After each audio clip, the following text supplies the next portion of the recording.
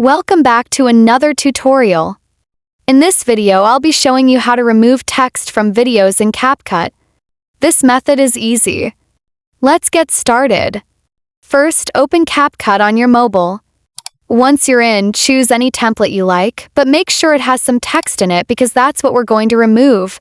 So you select the template, tap on Use Template, and then add your own photos or videos into the project. This step will replace the sample media inside the template with your own content, but the text layers from the template will still be there. Now it's time to remove the text.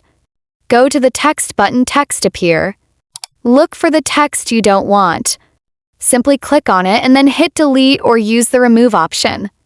Once you do this, the text will instantly disappear from your video preview. If the template has more than one text layer, just repeat the same process for each one until your video is completely text-free.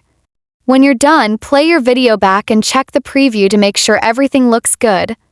And that's it.